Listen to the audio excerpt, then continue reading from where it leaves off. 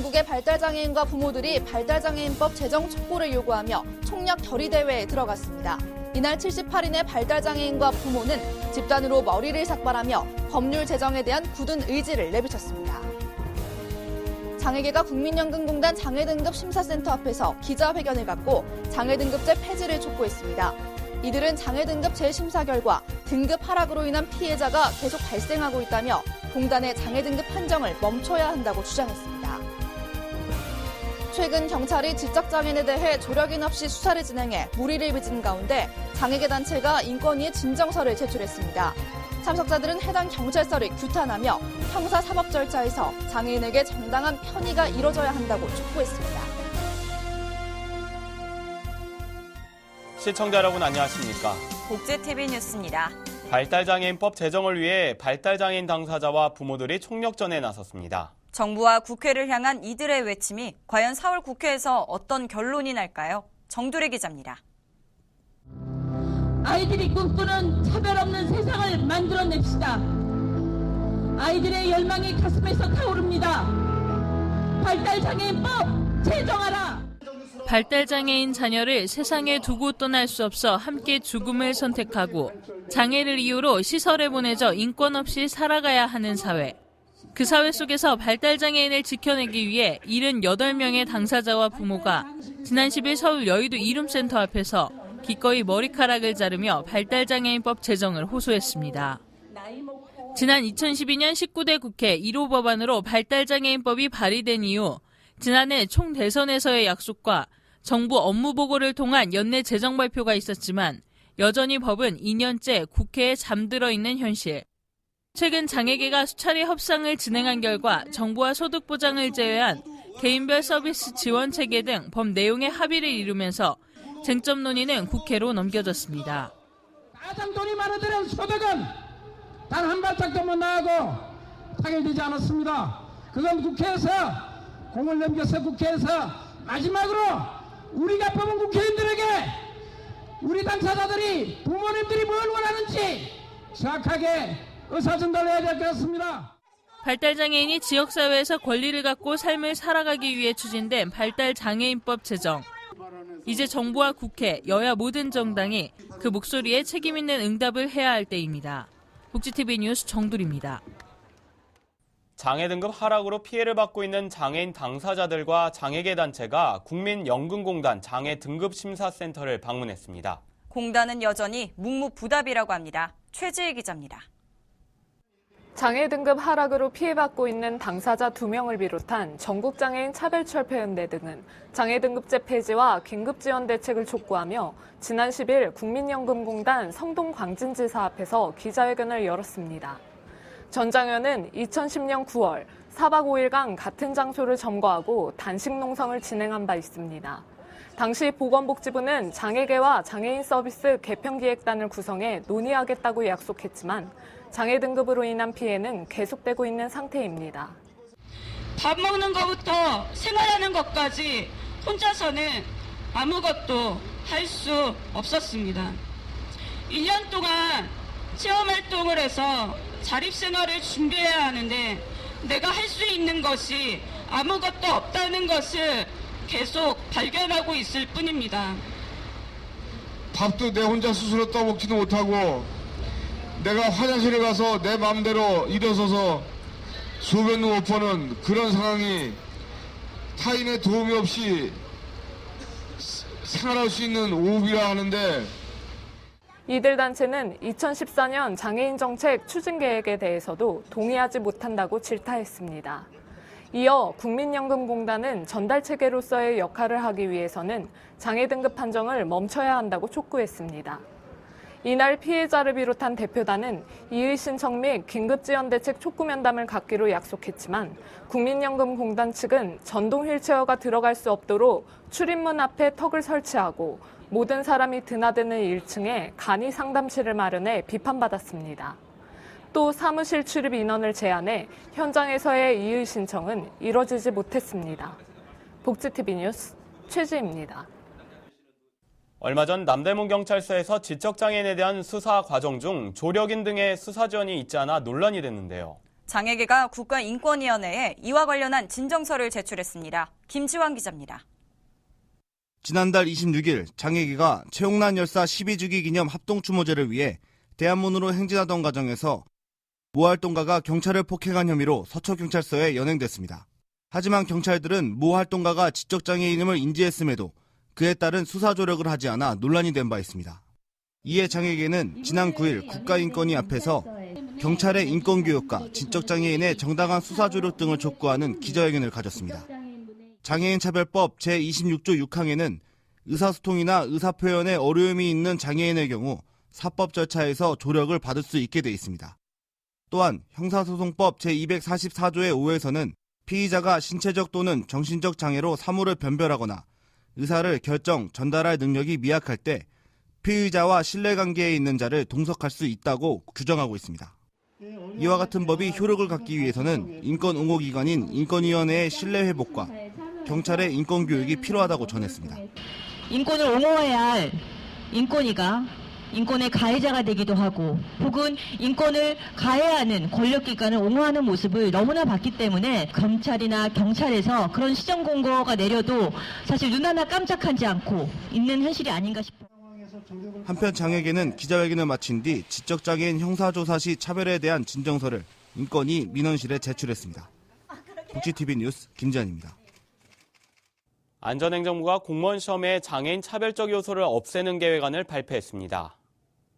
안전행정부는 앞으로 공무원 채용 시험에서 장애인 등록증을 본인 확인용 신분증으로 인정한다고 밝혔습니다. 또한 합격자 발표도 비장애인과 장애인 모두 응시번호로 하는 등의 장애인에 대한 차별 요소를 없애기로 했습니다. 단 안행부는 주민등록번호가 없는 신용카드용으로 발급된 장애인 등록증의 경우에는 신분증으로 인정하지 않는다고 말했습니다. 서울 강남경찰서에서 조사를 받고 귀가한 청각장애인이 자살을 하는 사건이 있었는데요. 장애계가 이 사건과 관련해 진상규명을 촉구하고 나섰습니다. 지난 6일 강남경찰서에서 수사를 받은 뒤 목숨을 끊은 청각장애인의 수사 과정에 대해 장애인 정보문화누리가 의문을 제기하며 면밀한 조사를 촉구했습니다. 장애인 정보문화누리는 지난 9일 강남경찰서 앞에서 열린 기자회견에서 장애 유형에 따른 정당한 편의 제공이 수사 과정에서 이뤄졌는지 등에 대한 조사를 요구했습니다. 이에 대해 사건을 담당한 형사는 장애인 정보문화누리와의 면담을 통해 해당 사건을 면밀히 조사하고 이런 사태가 다시 일어나지 않도록 수사하겠다고 답했습니다. 보건복지부는 오는 5월부터 소아폐렴구균에 대한 무료 접종이 시행된다고 밝혔습니다. 보건복지부는 5월 1일부터 무료로 소아폐렴구균 예방접종을 할 수 있게 된다고 말했습니다. 복지부는 무료 접종 대상으로 2개월 이상 5세 미만인 59개월 이하 영유아와 만성질환 또는 면역저하 상태의 어린이로 전국의 7천여 지정의료기관에서 주소지에 관계없이 혜택을 받을 수 있다고 설명했습니다. 한편 복지부는 무료 예방접종에 관한 정보는 인터넷 홈페이지 예방접종 도움이나 시군구청 또는 보건소 홈페이지에서 확인할 수 있다고 언급했습니다.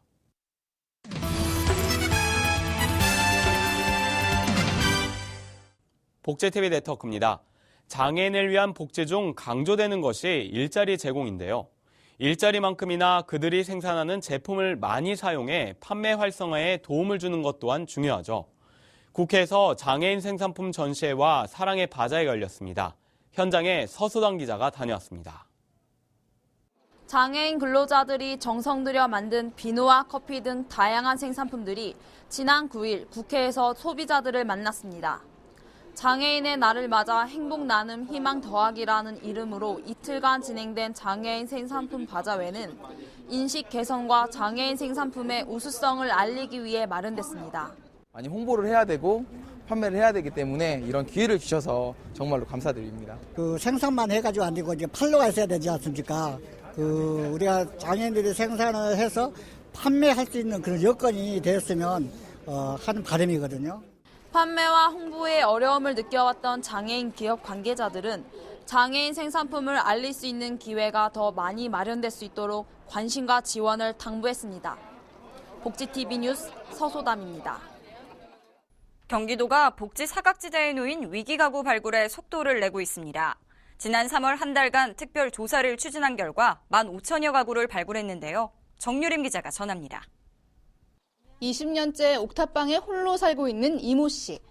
30여 년 전 낙상 사고를 당해 불편한 몸으로 폐지를 모아 파는 게 유일한 생계 수단이었습니다.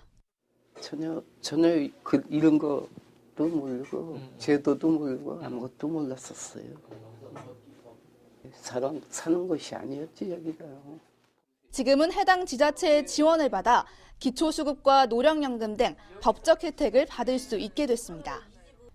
이처럼 복지 사각지대에 놓인 위기 가정을 찾기 위해 지난 3월 한 달 동안 특별 조사를 실시한 결과 15,530가구가 발굴됐습니다. 3개월간 조사했던 지난해에 비해 2배가 된 결과로 특히 통장과 반장, 이장 등으로 구성된 무한돌보미를 늘린 덕이었습니다. 평소에 이렇게 생각하고 있었던 가정, 그런 가정 먼저 찾아갔죠. 발굴이 안 된 그런 가정을 더 정말 깊숙이 또 밤늦게까지 한 번 좀 더 들여다보고 찾아보고 해서 많이 더 발굴해낼 것입니다. 경기도는 실정을 잘 알고 있는 이웃들의 도움과 더불어 민간 기업의 참여를 통해 더욱 발굴망을 촘촘하게 만들겠다는 계획입니다. 앞으로는 연중 위기 징후를 추적하는 발굴 시스템을 가동하여 생활고로 인한 위기를 겪고 있는 가구를 적극 발굴해 나가도록 노력하겠습니다. 신청 위주에서 벗어나 이제는 직접 찾아내 도와주겠다고 나선 경기도. 이런 노력이 보다 많은 복지 사각지대에 놓인 이웃들의 문을 열 수 있길 기대해봅니다. 복지TV 뉴스 정유림입니다. 6.4 지방선거를 앞두고 예비 후보자들이 각 분야의 정책 공약을 내놓고 있는데요. 사회복지 분야는 어떨까요? 경북 포항에서 최보아 기자입니다. 포항중앙 아톨에서 열린 포항시장 예비후보자 6명이 참석한 사회복지 분야 전경 발표장에는 포항 지역 사회복지사를 비롯한 시설 관계자와 학생들이 대거 참석해 열악한 사회복지의 현실 개선을 바라는 기대감을 증명했습니다. 후보자들은 사회복지 종사자들의 안전 및 처우 개선, 치매 어르신의 제도적 관리 방안, 찾아가는 복지 서비스 활성화 방안, 사회복지 공무원의 처우 개선, 사회복지의 방향성 제시 등 6가지 주제에 대해 소신을 밝혔습니다. 그러나 발표장에 참석한 사회복지 관계자들은 복지계의 당면한 현실을 제대로 파악하지 못하고 예산 증액, 민간이 공동 참여한 협의체 구성 등 평이하고 유사한 발표만 있었다며 내심 실망감을 감추지 못하는 모습이었습니다. 저 자리에 나와 계시는 분들이 많은 공부를 하고 왔을 거라는 생각을 했는데도 그래도 들으면서 저런 부분은 많이 아쉽네. 좀 더 깊이 알고 좀 대화를 해줬으면. 1분 20초라는 짧은 시간 제한이지만 복지의 인식이 약자를 돕는 사회복지와 지역 수준의 사회보장 정책 개선에 집중됐고 주민들의 역량 강화를 통한 불평등의 최소화를 실현해 사회복지의 지평을 넓히겠다는 외침은 들을 수가 없었습니다. 복지TV 포항방송 최보아입니다. 문화 공연을 접할 기회가 적은 강원도 내 지역민들을 위해 유명 가수가 함께하는 무료 콘서트가 열렸습니다. 강원도 원주의 한 공연장에서 열린 이날 콘서트는 HK 매니지먼트와 복지TV 강원방송이 마련한 공연으로 유명 가수 박상민과 더5가 출연했습니다. 이날 공연에는 지역의 장애인들과 함께 이주민 가족과 독거노인 돌보미 사회복지사 500여 명을 초청해 음악을 통해 그들의 수고에 감사하는 마음을 전했습니다. 안전도시 만들기 원년의 해를 선언한 광양시가 효율적인 재난협조체계 구축을 위해 한국도로공사 순천지사와 업무 협약을 맺었습니다. 이날 협약식에서 광양시는 재난발생 협조체계 구축과 고속도로 부지의 쓰레기 투기, 농작물 경작 등 불법 행위가 일어나지 않도록 상호 협력한다는 취지의 협약을 체결한 한편 한국도로공사 순천지사는 광양시 관내에 재난이 발생할 경우 인력과 장비, 물자 등 가용 자원을 최대한 지원할 계획이라고 밝혔습니다. 양 기관은 이 자리에서 안전도시 광양 만들기와 안전문화운동 선진화에 적극적으로 협력해 국민 행복시대를 열어나갈 것을 결의했습니다. 최근 연이어 터지는 참혹한 아동학대 사건과 관련해 정부가 종합 대책을 마련하겠다고 밝혔습니다. 국가정책의 수립과 집행이 그동안 너무 소홀한 것은 아니었을까요? 이상으로 복지TV 뉴스를 마칩니다. 시청해주셔서 고맙습니다.